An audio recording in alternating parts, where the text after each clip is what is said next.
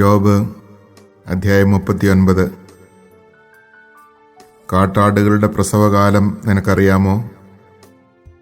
മാൻപേടകളുടെ ഈറ്റുനാവ് നീ കണ്ടിട്ടുണ്ടോ? അവയുടെ ഗർഭകാലം നിനക്ക് കണക്കുകൂട്ടാമോ? അവ പ്രസവിക്കുന്ന സമയം നിനക്കറിയാമോ? എപ്പോൾ അവ കുനിഞ്ഞ് കുഞ്ഞുങ്ങളെ പ്രസവിക്കുകയും അവയുടെ നോവ് നിലയ്ക്കുകയും ചെയ്യുന്നു. അവയുടെ കുഞ്ഞുങ്ങൾ ബലപ്പെട്ട് വിജനസ്ഥലത്ത് വളരുന്നു. അവ പിരിഞ്ഞു പോകുന്നു, മടങ്ങി വരുന്നില്ല. കാട്ടുകഴുതയെ അഴിച്ചുവിട്ടതാര്? അതിന് സ്വാതന്ത്ര്യം നൽകിയത് ആര്? ഞാനതിന് പുൽപ്പുറങ്ങൾ പാർപ്പിടവും ഉപ്പുഭൂമി വീടുമായി നൽകി.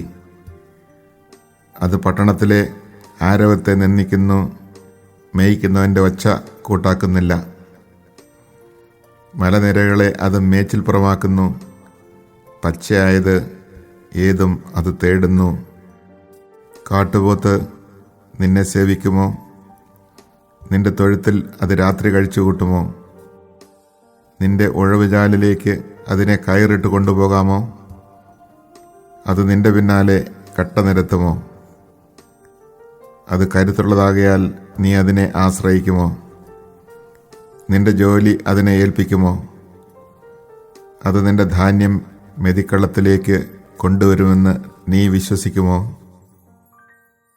ഒട്ടകപ്പക്ഷി അഭിമാനത്തോടെ ചിറകു വീശുന്നു, എന്നാൽ അതിന് കൊക്കിനെയോ കഴുകനെയോ പോലെ പറക്കാൻ കഴിയുമോ? അവ മുട്ട മണ്ണിൽ ഉപേക്ഷിച്ചു പോകുന്നു, മണ്ണതിനെ ചൂട് നൽകി വിരിക്കുന്നു. ചവിട്ടുകൊണ്ട് അത് ഉടഞ്ഞു പോയേക്കുമെന്നോ വന്യമൃഗം അവയെ ചവിട്ടിത്തേക്കുമെന്നോ അത് ഓർക്കുന്നില്ല. അത് കുഞ്ഞുങ്ങളോട് ക്രൂരമായി പെരുമാറുന്നു. അത് കണ്ടാൽ അവ അതിൻ്റെതല്ലെന്ന് തോന്നും. ഈറ്റുനോവ് പാഴായി പോയാലും അതിനൊന്നുമില്ല.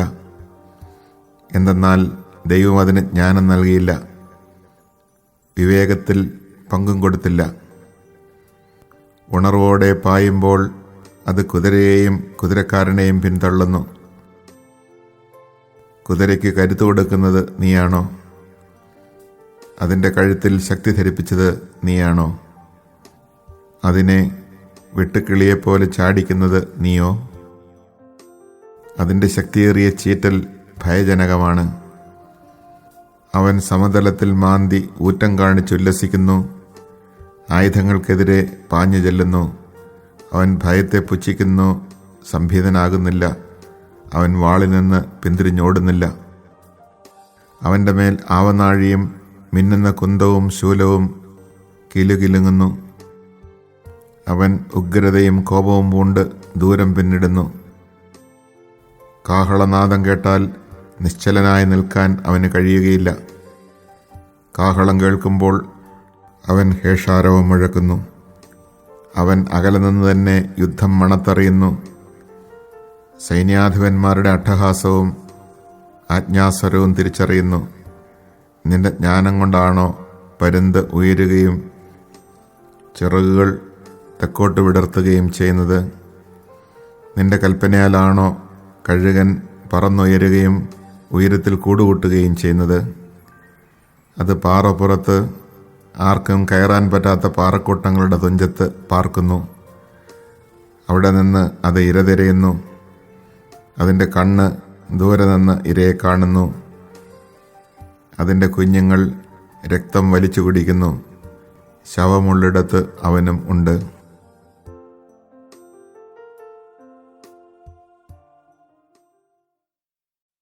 Chapter 39. Do you know about the birth of the mountain goats? Watch for the birth pangs of the hinds, number the months that they must fulfill, and fix the time of their bringing forth. They crouch down and bear their young. They deliver their progeny in the desert. When their offspring thrive and grow, they leave and do not return. Who has given the wild ass his freedom, and who has loosed him from bonds? I have made the wilderness his home, and the salt flats his dwelling. He scoffs at the uproar of the city, and hears no shouts of a driver. He ranges the mountains for pasture, and seeks out every patch of green. Will the wild ox consent to serve you, and to pass the nights by your manger? Will a rope bind him in the furrow, and will he harrow the valleys after you? Will you trust him for his great strength, and leave to him the fruits of your toil? Can you rely on him to thresh out your grain, and gather in the yield of your threshing floor? The wings of the ostrich beat idly, her plumage is lacking in pinions.